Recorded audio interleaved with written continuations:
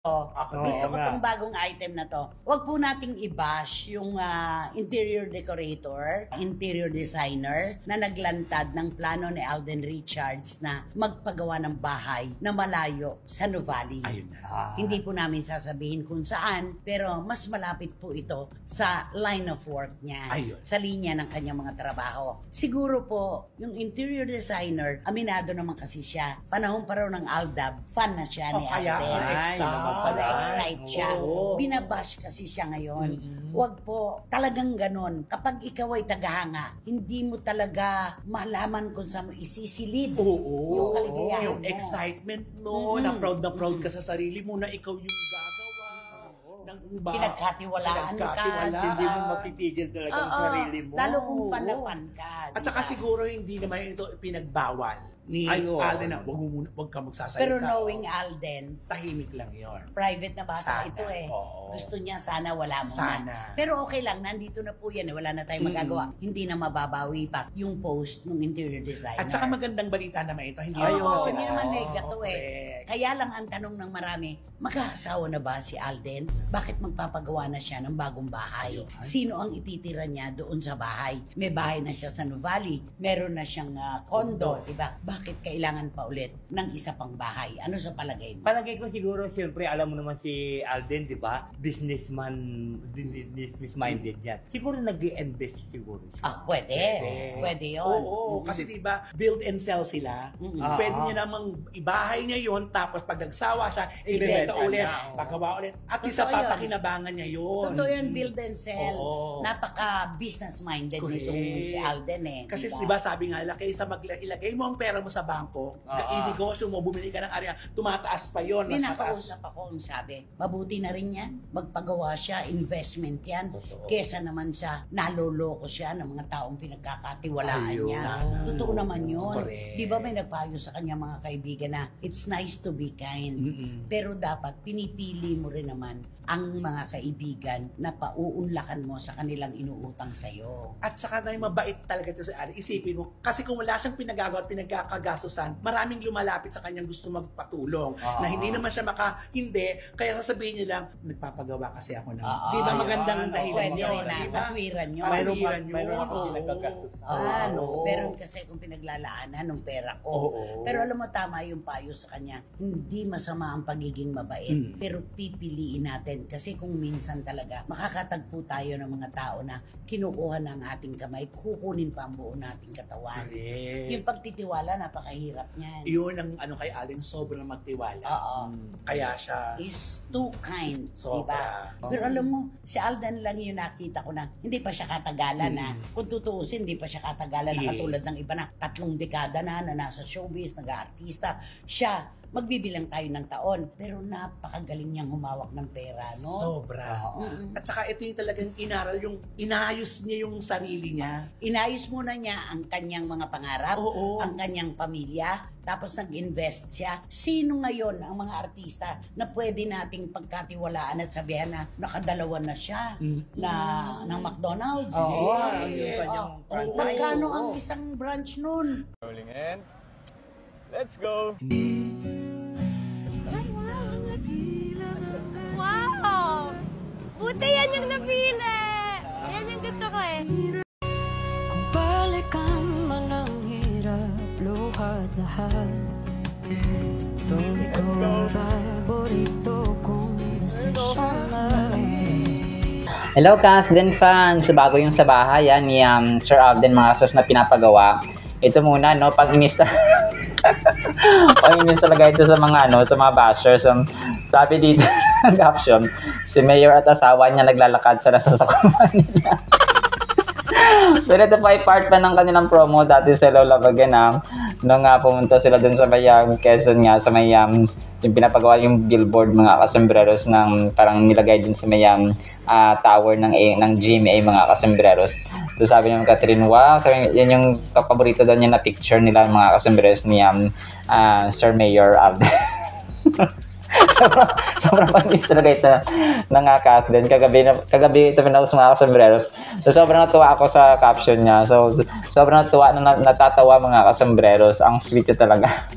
Sana. So, tawag dito, dumadami pa rin talaga mga kasambreros at saka hindi nagtinag ang mga team panatag na Kathleenatics na mga admins mga kasambreros. Kasi alam talaga nila at ako rin mismo ay makapagsasabi mga kasambreros na private but not secret ang galawan ni na Mayor Alden, Congressman, Senator Alden.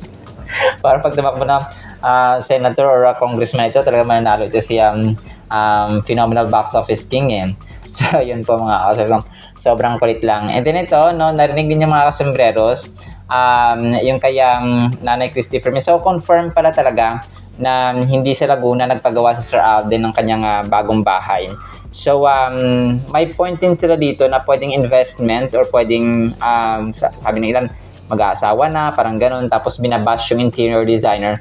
Palagay ko yung mga hindi sila nila alam na sobrang bait ni Sir Alden siguro, sobrang harsh naman kapag galit siya dun sa interior designer na Sir Patrick, mga kasunod na parang nag-post siya. Tsaka dalawang beses yata nag-post si Sir Pat no? Parang sa una parang siguro dapat ni-remind niya siya na huwag magpo-post kasi secret mo na itong aking bahay, ganito ganyan. Pwede naman ganun eh, pero ilang beses niya nag-post mga kasambreros, 2-3 yata na beses na nag-post si Sir Pat ng interior design niya ng kanyang bahay na pinapagawa mga kasambreros. So yung mga bashers lang talaga siguro yung nagsabi na bakit nila binabash na ganito ganyan. So kung pa Sir Alden naman ay siguro nagkumuha ng permission si Sir Pat kay Alden mga kasus na pwedeng i-post kasi nga Alda fan siya dati. So parang sobrang na-excite siya, no? Kung kaya hindi napigilan mag-post mga kasambreros. And with the permission naman siguro ni Box Office King mga kasambreros. So yun, ang isang point nila Nanay Christy dito, pwede rin naman siya, no? Nang pwedeng investment siya na pwedeng papatayo niya ngayon tapos ibebenta niya later on mga customers kasi nga business minded ang inyong Pops Alden. So maganda no ang feedback natin kay Nanay Christy dito at saka good words ang sinabi nila kay Pops Alden mga customers na sobrang galing humawak ng pera and so on. Tapos kasi hindi pa gaano matagal, tama naman no kumpara mo sa mga 3 dekada, 4 na dekada or 20 years, 25 years na sa industry ng showbiz ay masabi mo talaga na si Sir Alden talaga isa sa pinakamagaling humawak ng pera at saka mag-invest mga kasambreros no kahit na naloko na siya ng ilan ay ito pa rin ang binibiyaan pa rin siya kasi nga may Diyos siya sa kanyang puso mga kasambreros. Yung kanyang pagiging maka-Diyos talaga mga kasambreros, number 1 talaga yon. So yun, may 2 McDo tapos investment talaga no mga kasambreros ang yung ginagawa ni Sir Alden sa kanyang buhay. And then ito, ang kulit ito mga kasambreros, no? Congrats kay Daddy Bay. Kasi meron pala siyang bagong endorsement, no? Parang kagabi niya ito pinost mga kasambreros. Tapos dito nga sa video ay nagre-ready siya, no? Talagang ibang klase na ang inyong Daddy Bay. Kasi endorser na rin endorser na rin mga kasambreros ang tatay ng Box Office King. So grabe, no? Parang curious ako no anong trabaho ni Sir Daddy Bay dati nung kung hindi pa nag-artista si Sir Alden Richards, no? Curious lang po ako. Kasi talagang masabi naman natin na talagang may pera sila dati mga kasambreros. Tsaka siguro magaling siya rin talaga mismo no yung nagturo kay Sir Alden na magaling talaga humawak ng pera mga kasambreros. And yung disiplina ba ni Sir Daddy Bay talagang nakuha ni Sir Alden Richards mga kasambreros. So ibang level no, bongga.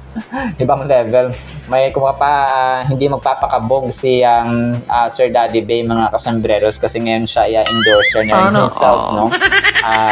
Parang siya lang mag-isa dito no. Pero baka part siya ng wala si Sir Alden eh. So I'm assuming na hindi kasama si Sir Alden dito sa kanyang endorsement shoot na ito mga kasambreros. So pero abangan natin kasi lalabas din naman yan mga kasambreros. And then ito, hindi ko ito nasali, hindi ko ito nakita nung nakaraan. Ito nakabonet si Ma'am Catherine mga kasambreros. Nakasama nga si Ma'am Aris de Santos mga kasambreros. Dun sa may car sila kasi yung na i-flash at na i-vlog lang natin yung nasa upuan siya mga kasembreros na meron nga siyang bag na dala-dala at saka yung ring, no, black ring of course, ni Pops Alden na bigay sa kanya. Pero ito nga, no, sobrang nagpapakute si Ma'am Catherine, baka finishing na lang yung kanyang travel or bakasyon doon sa Australia mga kasembreros, and baka preparing na siya pabalik dito mga kasembreros, no. So wala pa tayong balita, pero baka mamaya ay magkakaroon tayo ng update sa kanya mga kasembreros. And then ito, last item natin mga kasembreros, no, si Sir Alden at si Sir Vice Ganda ay spotted, no, na nag-uusap sila mga kasembreros. Sabi ng mga marites, sabi niya, anong chika? Anong pinag-uusapan yung dalawa? So kung gusto makisali at saka gustong marinig mga kasembreros ang pag-uusap ni na Vice Ganda at saka ni Sir Alden Richards.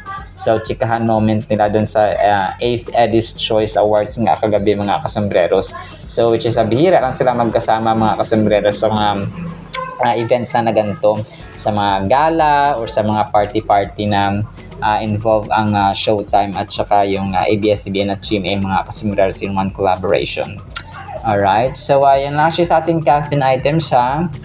Sana po ay panghihan pa natin ang Word of God. Today is July 21, 2025, Monday na po. At para po sa ating Word of God ay sobrang ganda po nito mga kasembreros. Ang title, Umaapaw Sobra-Sobra. Ephesians 3:20-21. Now to Him, God, who is able to do exceedingly abundantly above all that we ask or think, according to the power that works in us. To Him be the glory in the church by Christ Jesus to all generations forever and ever. Amen. Grabe mga kasembreros, napakaganda po nito. Umaapaw sobra-sobra. So ang verse na ito ay beautifully captures ng awe-inspiring power at saka limitless na capacity or capability, yung ability ng Panginoon mga kasembreros para sa atin, no? Limitless, kumaga pa hindi nauubos, walang boundary, walang limitation, hindi siya nauubusan, wala siyang katapusan mga kasembreros, and so His blessings and His abundance sa ating buhay. And nagre-remind ng verse na ito ng kanyang hindi na measure ng human standards or ng human measurements mga kasembreros yung kanyang yung kanyang ability, yung kanyang power, yung kanyang strength, yung kanyang lakas mga kasembreros, and so on. So how often do we limit our prayers and expectations, failing to fully grasp the magnitude of what God can accomplish in our lives? So ang problema sa atin minsan ay nililimitahan natin yung Diyos na hanggang dito lang yung kaya niya, ito lang yung kaya niya, baka ito hindi kaya ng Panginoon, baka ito hindi niya kaya, baka ito lang yung kaya niya. So ito po ay hindi applicable mga kasembreros sa Panginoon, because everything is possible. Lahat posible mga kasembreros sa Panginoon, no? Only if we believe in faith mga kasembreros. So wag nating ilagay sa ating sariling isipan, sa ating sariling dimensyon mga kasembreros ng kung ano ang kayang gawin ng Panginoon, kasi yung abundance, sabi dito exceeding abundance mga kasembreros, walang katapusan, sobra-sobra, umaapaw pa, overflowing mga kasembreros. This verse serves as a powerful reminder that God is capable of doing infinitely more than we could ever ask or even dare to imagine. So wala talaga siyang katapusan mga kasembreros. So ang sabi dito, no, verse by verse mga kasembreros, ay understanding the context within Paul's letter to the Ephesians is essential to delve into these verses. And yung conclusion dito ng Apostle Paul ay tawag dito, boundless power at saka glory ng Panginoon. Pero let's dive into each stanza mga kasembreros. Sabi niya, able to do immeasurably more than all we ask or imagine, or sa verse natin kanina ay able to do exceedingly abundantly mga kasembreros, above all that we can ever think or imagine according to His power. So sabi ito, it speaks, no, ang verse nito, ang stanza nito, it speaks about the volume of the omnipotence of God mga kasembreros. Ang omnipotence po ay all powerful, ay yung almighty mga kasembreros, no, wala siyang kapantay sa strength. And Apostle Paul mga kasembreros, wants us to recognize that God's capabilities far exceed our human limitations. So wala pa yung ating isipan ay limited ito mga kasembreros, finite mga kasembreros, no? Meron siyang katapusan, meron siyang limitation, limitado kumbaga pa sa Tagalog.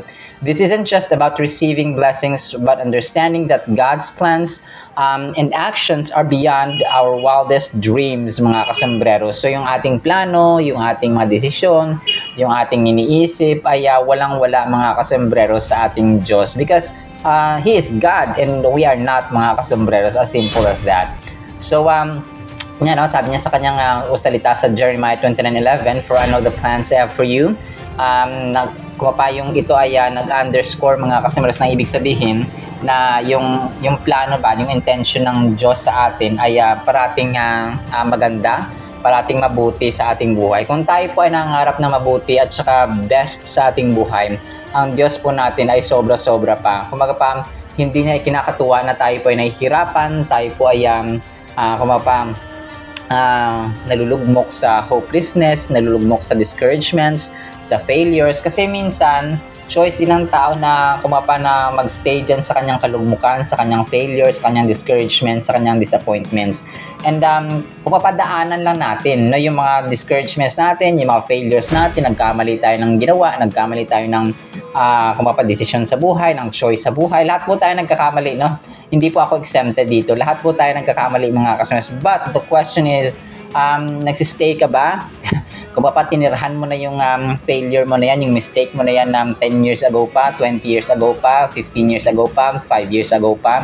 So dapat tinadaanan natin mga kasembreros. And pinakamagandang gawin talaga dito at pinakamabuting gawin mga kasembreros ay mag-move on. Okay?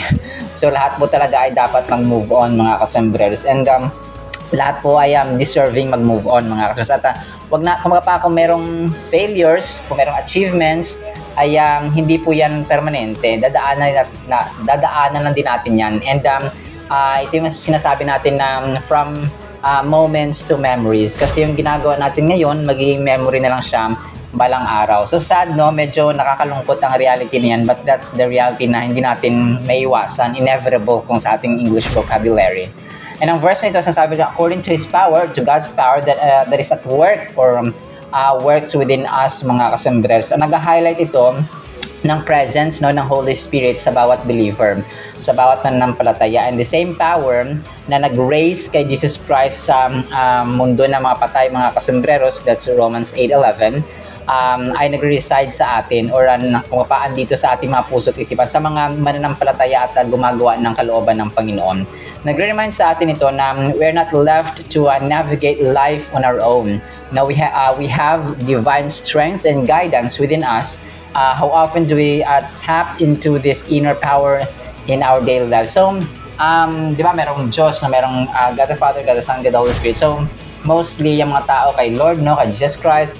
But we do not and we should not neglect mga kasembreros or kaligtaan na merong Holy Spirit na nag-work sa atin mga kasembreros. Sinasamahan tayo sa ating dalangin, sa ating paggawa, sa ating pagbabasa ng Biblia, sa ating pag-aaral ng salita ng Panginoon, sa pag-apply most especially ng salita ng Panginoon mga kasembreros. Huwag po nating kaligtaan. Kumaga pa kung ang mga bata ay sinasabi may guardian angels, tayo rin po meron at saka lalong-lalo na po yung banal na Espiritu ng Panginoon. And so last one is to Him be glory in the church and in Christ Jesus. So in-emphasize dito ni Apostle Paul na yung church is not just the building but the collective body of believers. So hindi lamang po sa yung building yung physical structure na nagawa sa semento, gawa sa concrete, gawa sa tiles.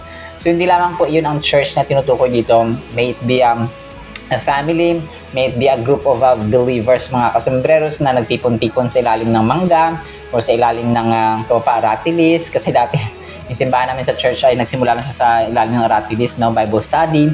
And then for how many years, no, after 10 years ay naging third floor na siya, mga kasembreros. Meron na siyang ikatlong palapag sa awa at grasya ng Panginoon. So ayun po, no. So hindi po siya ibig sabihin na physical structure lang. O pwedeng nasa gilid lang kayo ng kapitbahay, basta may malilim mga kasembreros ng anumang puno dyan, ay matatawag niya na church, mga kasembreros. It doesn't always have to be yung physical na structure. So Jesus Sabi dito, this phrase calls us to live in a way that brings glory to God both individually and collectively. Jesus himself emphasized this when he said, let your light shine before others, that they may see your good deeds and glorify your Father in heaven. So that's Matthew 5:16, mga kasambreros. So nagre-remind sa atin dito na yung Ephesians 3:20-21, mga kasambreros, na wag nating limitahan, okay? Yung abundance na meron tayo, yung mapagpapala na meron tayo, mga kasambreros, ay blessing at saka grasya mula sa Panginoon. Kung kaya, let's always take a moment to open our lips, open our hearts, and thank God for everything that He has done abundantly, exceedingly sa ating buhay. Na minsan ay masabi tayo, kaya palang gawin ng Panginoon to, kaya palang gawin ng Panginoon to. Yes, He can and He will, para sa ating mga may takot at umiibig sa Kanya at sumusunod sa Kanyang kalooban. Alright, so naman po sa ating na Word of God, nawapay po pala po tayo ng pag-ibig, pananampalataya, pag-asa in the mighty, holy, strength, omnipotent name of the Lord Jesus Christ. And everyone said, Amen and Amen. See you sa next segment, mga sulasan pa. Alam po, I love you.